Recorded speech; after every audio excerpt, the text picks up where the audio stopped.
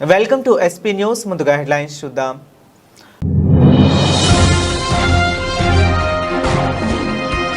ఇరాన్తో చర్చలు విఫలం. ఇది ఆ దేశానికి ఎక్కువ నష్టమన్న జేడీ వాన్స్.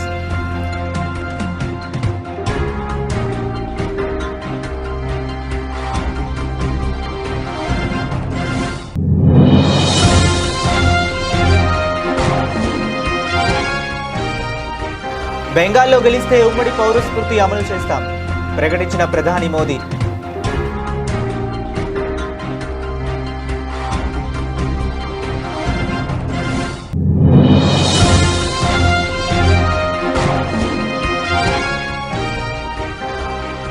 సీఎం మమతపై ఇప్పుడు చెరిగిన అమిత్ షా. సానుభూతి కోసం బాధితురాలినంటూ ప్రచారం చేసుకుంటున్నారని ఆరోపణ.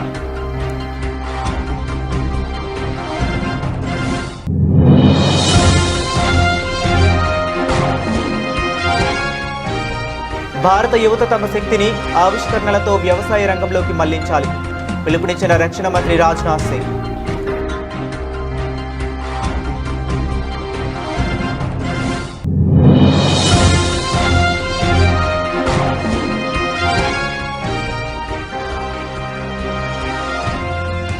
తెలంగాణ ఇంటర్ ఫలితాల విడుదల. అమ్మాయిలదే హవా.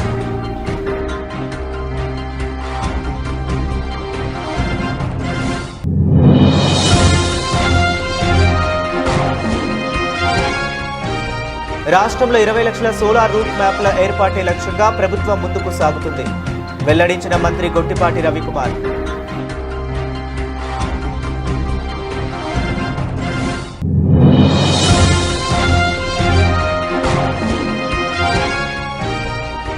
ఎలక్ట్రానిక్స్ తయారీలో తెలంగాణకు గ్లోబల్ హబ్గా తీర్చిదిద్దుతాం స్పష్టం చేసిన మంత్రి శ్రీధర్ బాబు.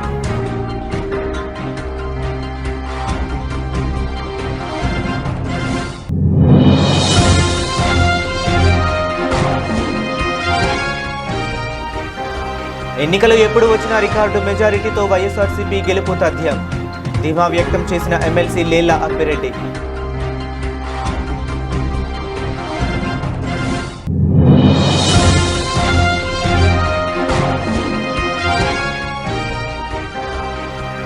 వడగండ్ల బాధిత అన్నదాతలకు ప్రభుత్వం వెంటనే ఆదుకోవాలి డిమాండ్ చేసిన ఎమ్మెల్యే తన్నీరు హరీష్ రావు.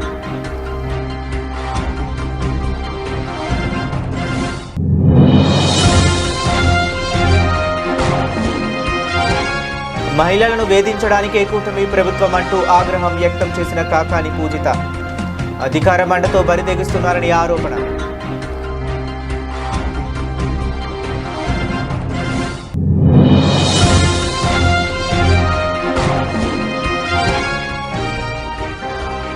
ఆల్రౌండ్ ప్రదర్శనతో తొలి విజయాన్ని నమోదు చేసిన సిఎస్కే. ఢిల్లీ క్యాపిటల్స్ పై 23 పరుగుల తేడాతో ఘన విజయం.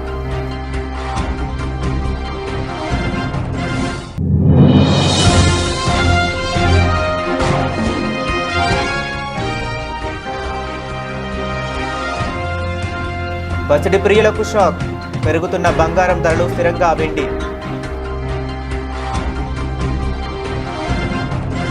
ఇరాన్తో అణు కార్యక్రమంపై అమెరికా జరిపిన కీలక చర్చలు విఫలమయ్యాయి. ఇస్లామాబాద్ వేదికగా 21 గంటలకు పైగా సాగిన ఈ మంతనాలు ఎలాంటి ఒప్పందం లేకుండానే ముగిశాయని అమెరికా ఉపాధ్యక్షుడు జేడీ వాన్స్ ప్రకటించారు. అమెరికా పెట్టిన షరతులను టెహ్రాన్ తిరస్కరించడమే ఇందుకు కారణమని, ఇది అమెరికా కంటే ఇరాన్కే ఎక్కువ నష్టమని ఆయన హెచ్చరించారు.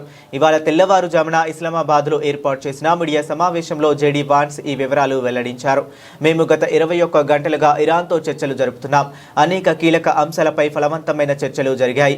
ఇది మంచి విషయమే, కానీ ఎలాంటి ఒప్పందం కుదరలేదు. ఇది చెడు వార్త అని ఆయన స్పష్టం చేశారు. చర్చల్లో అమెరికా తమ వైఖరిని చాలా స్పష్టంగా చెప్పిందని వాన్స్ తెలిపారు. మా రైడ్ లైన్స్ లో ఏంటో స్పష్టం చేశాం. ఏ అంశాల్లో సర్దుకుపోగలమో, ఏ విషయాల్లో వెనక్కు తగ్గేది లేదో స్పష్టం చేశారు. కానీ మా షరతులతో అంగీకరించడానికి వారు ఇష్టపడలేదు అని ఆయన వివరించారు. Well, good morning, everybody, and let me say a couple of notes of appreciation. First of all, to the Prime Minister of Pakistan and to Field Marshal Munir, who were both incredible hosts. And whatever shortcomings in the negotiation, it wasn't because of the Pakistanis who did an amazing job and really tried to help us and the Iranians bridge the gap and get to a deal. We have been at it now for 21 hours, and we've had a number of substantive discussions with the Iranians. That's the good news. The bad news is that we have not reached an agreement, and I think that's bad news for Iran much more than it's bad news for the United States of America. So we go back to the United States having not come to an agreement. We've made very clear what our red lines are, what things we're willing to accommodate them on, and what things we're not willing to accommodate them on. And we've made that as clear as we possibly could, and they have chosen not to accept our terms. Questions? పశ్చిమ బెంగాల్లో BJP అధికారంలోకి రాగానే ఉమ్మడి పౌర స్మృతి అమలు చేస్తామని ప్రధాని మోదీ ప్రకటించారు. బెంగాలీలను రాష్ట్రంలో మైనారిటీలుగా మారనీయబోమని చెప్పారు. పశ్చిమ బెంగాల్లోని ముర్షిదాబాద్ జిల్లా జంగీపూర్, పూర్వ బర్ధమాన్ జిల్లా కాట్వా పట్టణాల్లో మోదీ ఎన్నికల ప్రచారం నిర్వహించారు. పశ్చిమ బెంగాల్ అస్తిత్వం, భవితవ్యాలను కాపాడుకునే యుద్ధంగా బెంగాల్ అసెంబ్లీ ఎన్నికలను ఆయన అభివర్ణించారు.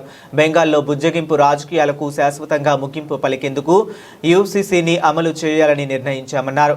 మార్పునకు బెంగాల్ సిద్ధమైందన్నారు. राज्य तेज गति से विकास कर रहे हैं. हर राज्य अपनी जीडीपी को, अपनी अर्थव्यवस्था को बढ़ाने में लगा है, लेकिन देश की जीडीपी में बंगाल की हिस्सेदारी तेजी से गिर रही है. बंगाल के ऊपर 8 लाख करोड़ से ज्यादा का कर्ज हो गया है.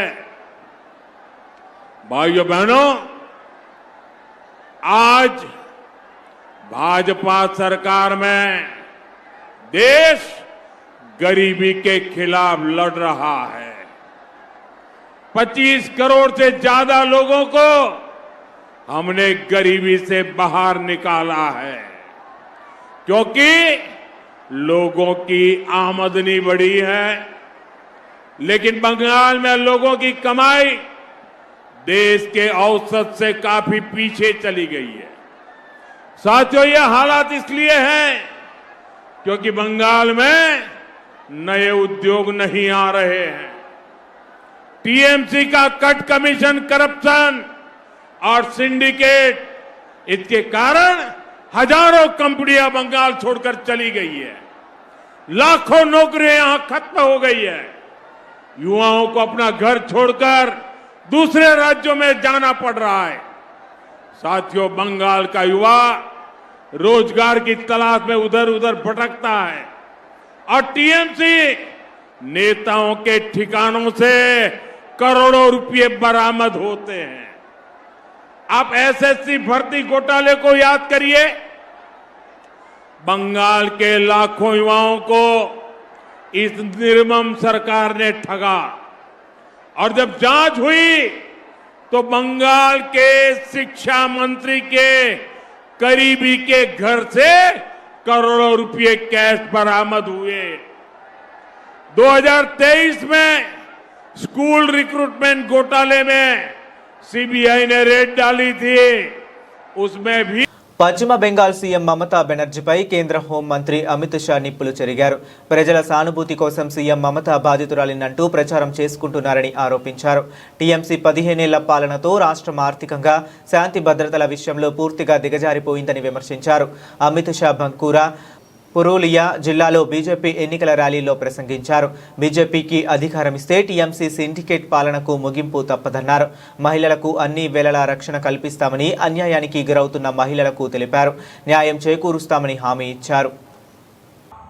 नरेंद्र मोदी जी के नेतृत्व में काम करे, मगर बंगाल के अंदर विकसित बंगाल छोड़िए, यहां की बेटियां भय से जी रही हैं. संदेश खाली के अंदर तृणमूल कांग्रेस का घुसपैठिया नेता हमारी माताओं का, बहनों का शोषण करता रहा सालों तक. चूंकि वो तृणमूल कांग्रेस का था, ममता बनर्जी ने उसको हाथ नहीं लगाया. आरजी कर, Durgapur medical college, south Calcutta law college, अनेक संस्थाओं में हमारी बच्चियों पर बलात्कार किए गए, और ममता दीदी बेशर्म होकर कहती है रात को 7 बजे के बाद महिलाओं को बाहर क्यों जाना चाहिए? अरे ममता दीदी, आपका टाइम हो गया, अब समाप्त। भाजपा सरकार आने वाली है, रात को 12 बजे भी छोटी बच्ची बेखौफ घूम पाए ऐसा शासन हम देने वाले। నేడు భారత యువత ప్రపంచవ్యాప్తంగా తమదైన ముద్ర వేస్తూ ప్రతి రంగంలోనూ రాణిస్తున్నారని రక్షణ మంత్రి రాజ్నాథ్ సింగ్ అన్నారు.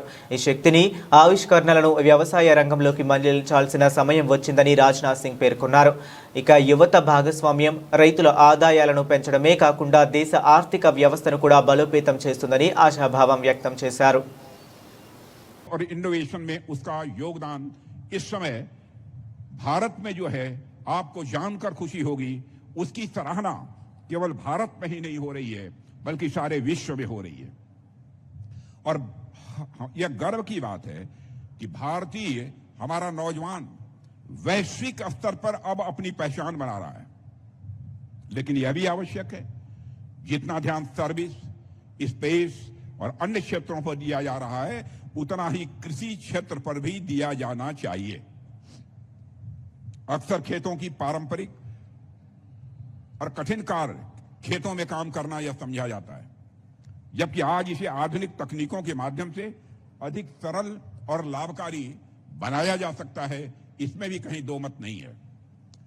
साथियों, युवाओं के पास, नौजवानों के पास ज्ञान भी है, ऊर्जा भी है और इनोवेशन यानी नवाचार करने की क्षमता भी है, जिसमें कृषि की ओर भी मोड़ने की आवश्यकता है, इसे कृषि की ओर भी मोड़ने की आवश्यकता है।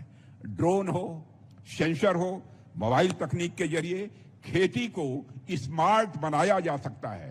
आजकल खेती के कामों में ड्रोन का उपयोग किस तरीके से हो रहा है, प्रत्यक्ष आपने अपनी आंखों से देखा होगा, न देखा होगा, एक डेमोंस्ट्रेशन के रूप में यहां आपको देखने को मिलेगा। जैसे मिट्टी के नमी की जानकारी, मौसम का पूर्वानुमान और फसलों की निगरानी तकनीक के सहारे की जा सकती है, यानी टेक्नोलॉजी के सहारे की जा सकती है। इसके अलावा बिना मिट्टी के खेती, छतों और बागवानी जैसे नए प्रयोग कम संसाधनों से अधिक उत्पादन संभव बना रहे हैं। इस समय यह सारे देश में यह सिलसिला चल रहा है। मेरे किसान भाइयों, खाद्य प्रसंस्करण, फूड प्रोसेसिंग भी मैं मानता हूं एक महत्वपूर्ण क्षेत्र है। यहां कच्चे उत्पादों को मूल्यवर्धित करके अधिक लाभ कमाया जा सकता है और साथ ही లక్షలాది మంది విద్యార్థుల ఉత్కంఠకు తెరపడింది. Telangana intermediate first year, second year వార్షిక పరీక్షల ఫలితాలు 2026 విడుదలయ్యాయి. హైదరాబాద్లోని ఇంటర్ బోర్డు కార్యాలయం రాష్ట్ర ప్రభుత్వ ప్రజా సంబంధాల సలహాదారు కె కేశవరావు, విద్యాశాఖ కార్యదర్శి యోగితా రాణా ఈ ఫలితాలను అధికారికంగా ప్రకటించారు. ఈ ఫలితాల్లో ఇంటర్ ఫస్ట్ ఇయర్లో 66.20% మంది విద్యార్థులు ఉత్తీర్ణత సాధించగా, సెకండ్ ఇయర్లో 70.58% మంది పాస్ అయ్యారు. ఎప్పటిలాగే ఈసారి కూడా ఫలితాల్లో అమ్మాయిలే పై చేయి సాధించి తమ సత్తా చాటారు. ఈ ఏడాది ఫిబ్రవరి 25 నుంచి మార్చి 18వ తేదీ వరకు రాష్ట్ర వ్యాప్తంగా ఇంటర్ పరీక్షలు నిర్వహించారు. మొత్తం 1495 పరీక్షా కేంద్రాల్లో సుమారు 9.9 లక్షల మంది విద్యార్థులు ఈ పరీక్షలకు హాజరయ్యారు. అనంతరం మార్చి 15 నుంచి ఏప్రిల్ 1వ తేదీ మధ్య 20 కేంద్రాల్లో సమాధాన పత్రాల మూల్యాంకన ప్రక్రియను రికార్డు సమయంలో పూర్తి చేసి వేగంగా ఫలితాలను సిద్ధం చేశారు. వార్షిక పరీక్షల్లో ఉత్తీర్ణత సాధించలేకపోయిన విద్యార్థుల కోసం మే నెలలో అడ్వాన్స్డ్ సప్లిమెంటరీ పరీక్షలు నిర్వహించనున్నట్లు ఇంటర్ బోర్డు అధికారులు తెలిపారు. ఈ పరీక్షలకు సంబంధించిన పూర్తి షెడ్యూల్ను త్వరలోనే ప్రకటించనున్నారు. వీటి ఫలితాలను కూడా అదే నెల చివరికల్లా ప్రకటించేందుకు ఏర్పాట్లు చేస్తున్నట్లు వారు స్పష్టం చేశారు. రాష్ట్రంలో 20 లక్షల సోలార్ రూట్ టాప్ల ఏర్పాటు లక్ష్యంగా ప్రభుత్వం ముందుకు సాగుతున్నట్లు రాష్ట్ర విద్యుత్ శాఖ మంత్రి గొట్టిపాటి రవికుమార్ వెల్లడించారు. మార్కాపురం మండలంలోని పెద్ద యాచవరంలో గ్రామంలో జిల్లా కలెక్టర్ ఎం విజయ సునీత, ఎమ్మెల్యేలు కందుల నారాయణ రెడ్డి, ముత్తుముల అశోక్ రెడ్డి, ఉగ్ర నరసింహారెడ్డిలతో కలిసి పీఎం సూర్య ఘర్ సోలార్ రూప్ టాప్ పథకాన్ని ఆయన ప్రారంభించారు. ఈ సందర్భంగా మంత్రి మాట్లాడుతూ కేంద్ర, రాష్ట్ర ప్రభుత్వాలు కలిసి ఈ పథకానికి సుమారు 1200 కోట్లు ఖర్చు చేస్తున్నాయని తెలిపారు. ఎస్సీ, ఎస్టీలకు పూర్తిగా ఉచితంగా వారి ఇళ్లపై సోలార్ ప్యానెళ్లు ఏర్పాటు చేసి అక్కడే విద్యుత్ ఉత్పత్తి అయ్యేలా చర్యలు తీసుకుంటున్నామని చెప్పారు. దీనివల్ల విద్యుత్ అవసరాలు తీర్చుకోవడంతో పాటు అదనపు విద్యుత్ను విక్రయించి ఆదాయం పొందే అవకాశం ఉంటుందని వివరించారు. ఈ గ్రామంలో దాదాపు 52 మందికి ఇళ్లమైనా 200 యూనిట్లు దాచుకునే వాళ్ళందరూ కూడా వాళ్ళు సోలార్ బిగించడం జరిగింది. రాష్ట్ర వ్యాప్తంగా దాదాపు 1200 కోట్లు ఖర్చు పెడుతున్నాం. 6 లక్షల కనెక్షన్లు. ముఖ్యమంత్రి గారి ఉద్దేశం ఏంటంటే 20 లక్షల కనెక్షన్లు ధ్యేయంగా పనిచేస్తా ఉంది ఈ ప్రభుత్వం. అదే కాకుండా ఈ ప్రభుత్వం అధికారంలోకి వచ్చిన తర్వాత ₹1 కూడా కరెంటు బిల్లు పెంచరా. గత ప్రభుత్వం 9 సార్లు కరెంటు బిల్లు పెంచి విపరీతమైన అప్పులు పాలు చేసి పవర్ ప్రొడ్యూస్ చేయకుండా బయట నుంచి విపరీతంగా డబ్బులు పెట్టుకొని వ్యవస్థను కూడా సర్వనాశనం చేసింది. మన ప్రభుత్వం అధికారంలోకి వచ్చిన తర్వాత ప్రభుత్వం అధికారంలోకి వచ్చిన తర్వాత చంద్రబాబు గారి నాయకత్వంలో ₹1 కూడా పెంచలేదు. ఇంకా ట్రూ డౌన్ చేశాం. మొన్న మధ్య దాదాపు 4-5 వేల కోట్లు భారం పడితే డిస్కమ్కి కట్టాల్సి వస్తే ప్రభుత్వమే నేను కడతాను అని ముఖ్యమంత్రి గారు ప్రభుత్వం చేత కట్టించారు అనమాట. ట్రూ డౌన్ దశగా పనిచేస్తున్నాం. రాబోయే రోజుల్లో ట్రూ అప్ ఛార్జీలను కరెంటు బిల్లు ₹1 పెంచం. ఏదైతే ప్రభుత్వం వినూత్నమైన కార్యక్రమాలు సోలార్ కానీ ఇళ్ల మీద సోలార్ బిగించడం, సోలార్ ఉత్పత్తి చేసే ప్లాంట్లు పెట్టడం, వ్యవసాయానికి కూడా 9 గంటలు సోలార్ పిఎం కుసుమ్ ద్వారా తీసుకున్నాం. రాబోయే రోజుల్లో మీ పొలాల దగ్గరే కరెంట్ ఉత్పత్తి చేసి 11 kV లైన్కి డైరెక్ట్ గా పవర్ అన్ని కూడా పవర్ లాస్ తగ్గించడానికి ప్రభుత్వం చేస్తుంది. ఇంకా ఏ కార్యక్రమాలైనా ప్రభుత్వం చిత్తశుద్ధి పనిచేస్తుంది. ఈ ప్రాంతానికి చెప్పారు మీకు రైతాంగానికి రేపు రాబోయే రోజుల్లో మంచి జరగాలనే ఉద్దేశంతో వెలుగొండ ప్రాజెక్టు పూర్తి చేసే కార్యక్రమం చేస్తున్నాం. అదేవిధంగా జిల్లా మార్కాపురం జిల్లా ఇవ్వడం జరిగింది. ఇంకా ఎన్నో కార్యక్రమాలు ఈ ప్రభుత్వం చేస్తుంది. పెన్షన్లు పెంచే కార్యక్రమం చేసింది. చదువుకోవడానికి పిల్లలకి ఇచ్చి డబ్బులు ఇచ్చే కార్యక్రమం హార్టికల్చర్ అప్పుగా చేస్తుంది. ఇట్లాంటి అన్ని కార్యక్రమాలు ఈ ప్రభుత్వం చేస్తుంది. ఒకసారి ప్రజలు కూడా గుర్తుపెట్టాలి. ఏ ప్రభుత్వం మంచి ఇస్తుందో ఆ ప్రభుత్వానికి ప్రజలు మద్దతు ఇవ్వాలి. ఇంకా రెడ్డి పోతాంతో ఎన్నో కార్యక్రమాలు చేస్తామని కూడా మరొకసారి తెలియజేసుకుంటూ ప్రపంచంలోని దిగ్గజ ఆర్థిక సంస్థలన్నీ తమ గ్లోబల్ కేపబిలిటీ సెంటర్ల ఏర్పాటునకు హైదరాబాద్ను గమ్యస్థానంగా ఎంచుకున్నాయని మంత్రి దుద్దిళ్ల శ్రీధర్ బాబు అన్నారు. న్యూయార్క్ కేంద్రంగా కార్యకలాపాలు నిర్వహించే పీకో టెక్నాలజీ సంస్థ ప్రతినిధులు సచివాలయంలో శ్రీధర్ బాబుతో భేటీ అయ్యారు. పీకో టెక్నాలజీ ఇండియా అనే అనుబంధ కంపెనీ ద్వారా ఇక్కడ బీసీసీ ఏర్పాటు చేయడానికి ఈ సంస్థ ముందుకొచ్చింది. ఈ సందర్భంగా మంత్రి వారికి ఇక్కడి అవకాశాలు, మౌలిక వసతుల గురించి వివరించారు. బెంగళూరు, ముంబై నగరాలతో పోలిస్తే ఇక్కడ ఆఫీసుల స్థలాలు ఆక్యుపెన్సీ 73% ఉందని చెప్పారు. ఇటుకోటి టెలివిజన్ యూనిట్ల ఉత్పత్తి మైలురాయిని చేరుకున్న హైదరాబాద్కు చెందిన radiant appliances and electronics private limited ప్రతినిధుల్ని శ్రీధర్ బాబు సచివాలయంలో ప్రత్యేకంగా అభినందించారు. ఈ సందర్భంగా మంత్రి మాట్లాడుతూ ఎలక్ట్రానిక్స్ తయారీలో గ్లోబల్ హబ్గా తెలంగాణను తీర్చిదిద్దాలనే తమ ప్రభుత్వ సంకల్పమన్నారు. రేడియంట్ సంస్థ సాధించిన ఈ ఘనత తెలంగాణ పారిశ్రామిక ప్రగతికి నిదర్శనమని చెప్పారు. ఈ కార్యక్రమంలో resolute group chairman Ravinder Singh Soin, director Manikandan పాల్గొన్నారు.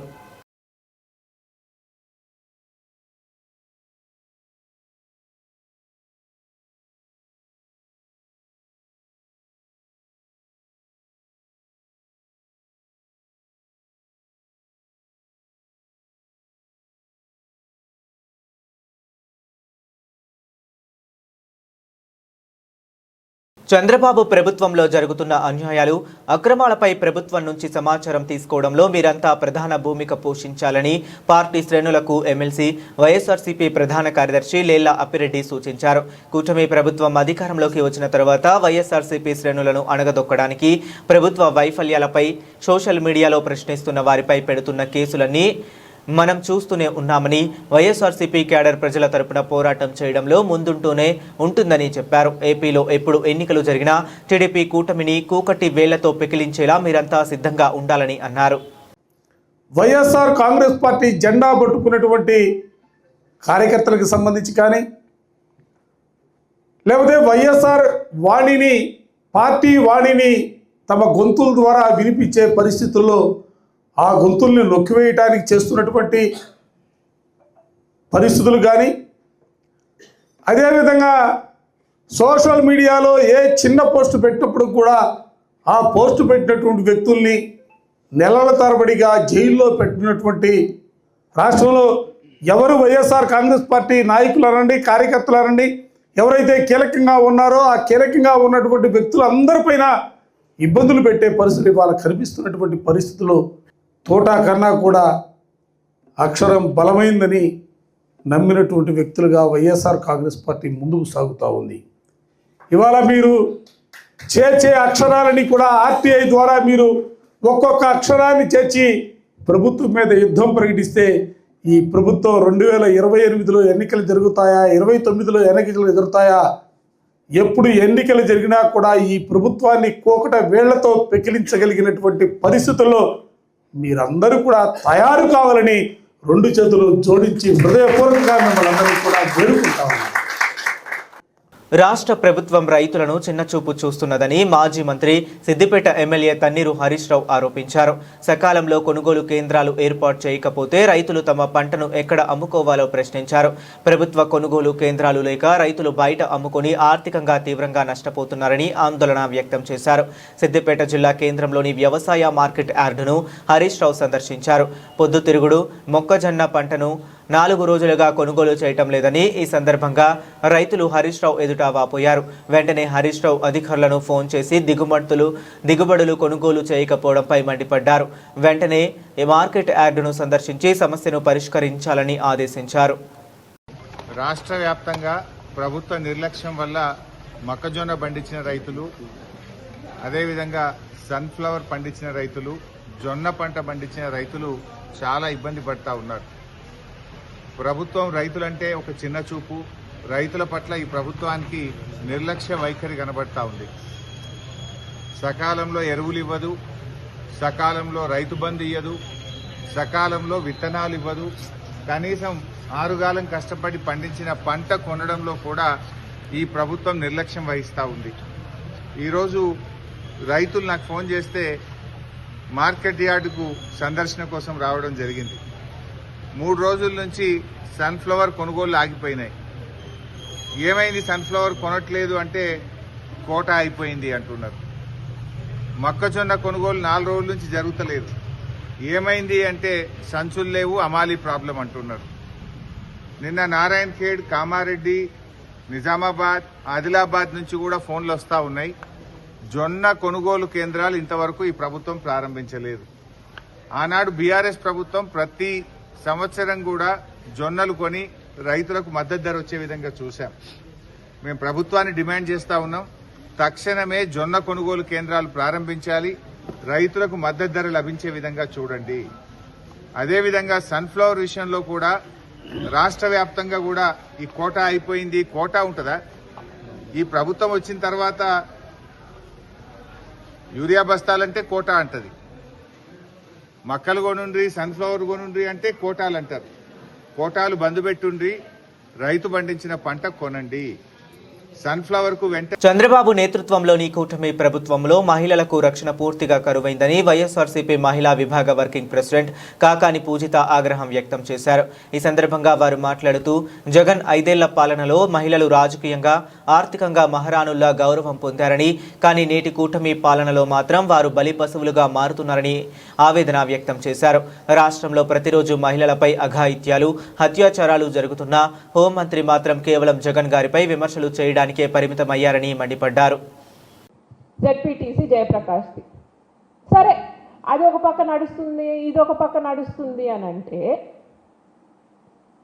ఈరోజు ఇంకొక కొత్త కోణం అంటే ఆడవాళ్ళ మీద, ఒకరి మీద కాదు, అసలు ఆడవాళ్ళ మీదే కూటమి ప్రభుత్వానికి చిన్న చూపు, ఆడవాళ్ళంటే చిన్న చూపు అని చెప్పడానికి ఒక నిదర్శనం.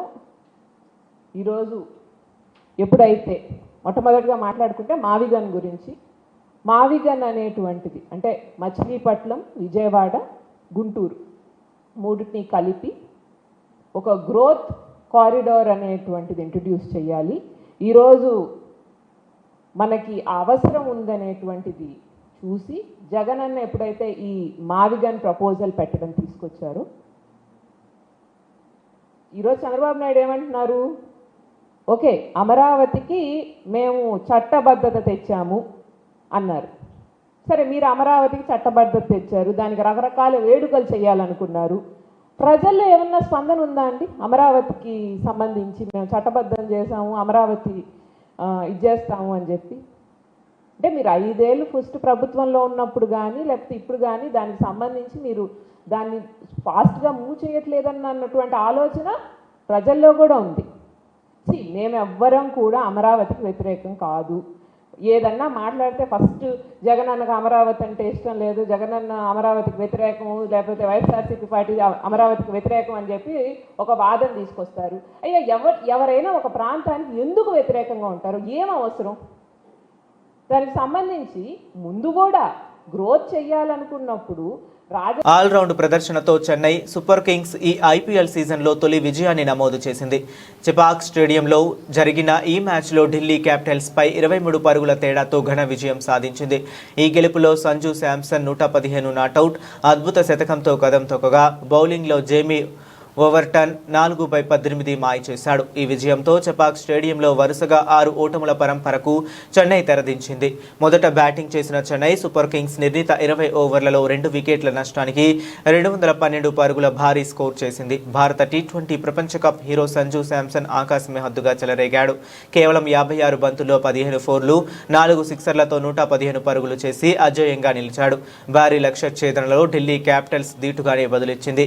ఓపెనర్లు పాతుమ్ నిస్సంక, కేఎల్ రాహుల్ శుభారంభం అందించారు. అయితే కీలక దశలో చెన్నై బౌలర్లు పుంజుకోవడంతో ఢిల్లీ ఇన్నింగ్స్ ఒక్కసారిగా కుప్పకూలింది.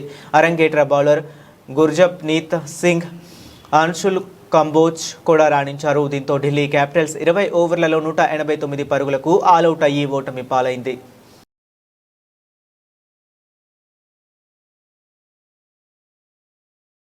భారత్లో గత 2 రోజులుగా బంగారం ధరలో ఓ మోస్తరు పెరుగుదల కనిపించింది. యుఎస్ ఇరాన్ మధ్య కాల్పుల విరమణ, డాలర్ బలహీనపడడం వంటి బంగారం వెండి ధరలను ప్రభావితం చేస్తున్నాయి. గుడ్ రిటర్న్స్ వెబ్సైట్ ప్రకారం ఆదివారం ఏప్రిల్ 12 ఉదయం 6:30 సమయంలో హైదరాబాద్ బులియన్ మార్కెట్లో 24 క్యారెట్ల 10 గ్రాముల బంగారం ధర 1,52,840గా ఉంది. 22 క్యారెట్ల 10 గ్రాముల పసిడి ధర 1,40,100గా ఉంది. ఇక కిలో వెండి ధర 2.65 లక్షల వద్ద కొనసాగుతుంది. గ్లోబల్ మార్కెట్లో ప్రస్తుతం ఔన్స్ 31.10 గ్రాములు మేలిమి బంగారం ధర $4,738 వద్ద కొనసాగుతుంది. ఔన్స్ వెండి ధర $75 వద్ద ట్రేడ్ అవుతుంది. కాల్పుల విరమణ నేపథ్యంలో కొంత సానుకూల సెంటిమెంట్ నెలకొన్నప్పటికీ ఇరు దేశాలు పరస్పర విరుద్ధ ప్రకటనలు చేస్తుండటంతో బంగారం వెండి ధరలు హెచ్చుతగ్గులకు లోనయ్యే అవకాశం ఉందని మార్కెట్ విశ్లేషకులు అంచనా వేస్తున్నారు.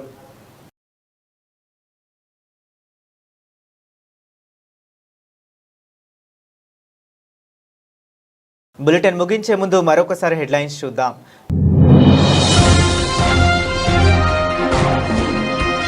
ఇరాన్తో చర్చలు విఫలం, ఇది ఆ దేశానికి ఎక్కువ నష్టమన్న జేడీ వాన్స్.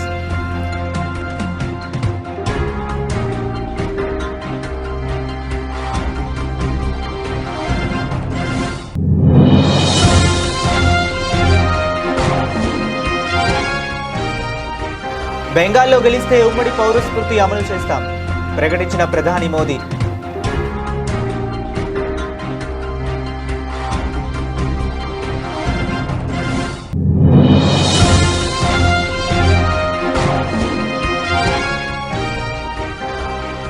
సీఎం మమతపై ఇప్పుడు చెరిగిన అమిత్ షా, సానుభూతి కోసం బాధితురాలినంటూ ప్రచారం చేసుకుంటున్నారని ఆరోపణ.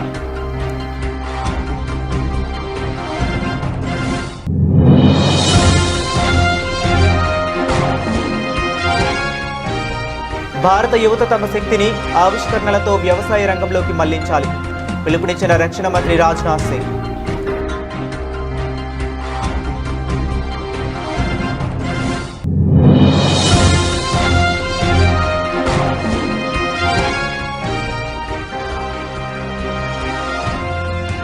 తెలంగాణ ఇంటర్ ఫలితాల విడుదల, అమ్మాయిలదే హవా.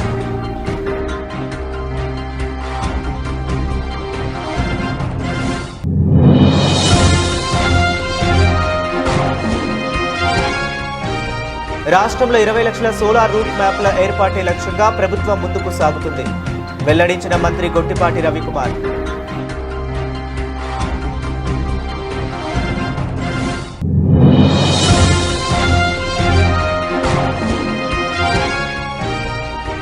ఎలక్ట్రానిక్స్ తయారీలో తెలంగాణకు గ్లోబల్ హబ్గా తీర్చిదిద్దుతాం, స్పష్టం చేసిన మంత్రి శ్రీధర్ బాబు.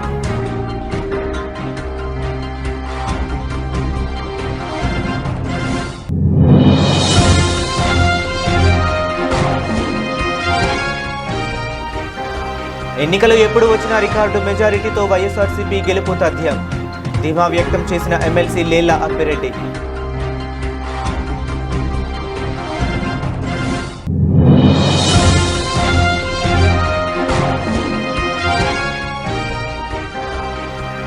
వడగండ్ల బాధిత అన్నదాతలకు ప్రభుత్వం వెంటనే ఆదుకోవాలి డిమాండ్ చేసిన ఎమ్మెల్యే తన్నీరు హరీష్ రావు.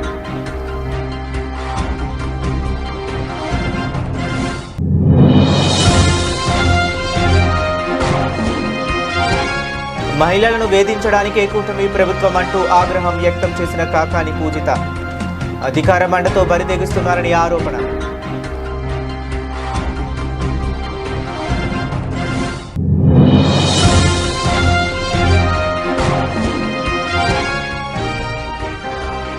ఆల్రౌండ్ ప్రదర్శనతో తొలి విజయాన్ని నమోదు చేసిన సిఎస్కే. ఢిల్లీ క్యాపిటల్స్ పై 23 పరుగుల తేడాతో ఘన విజయం.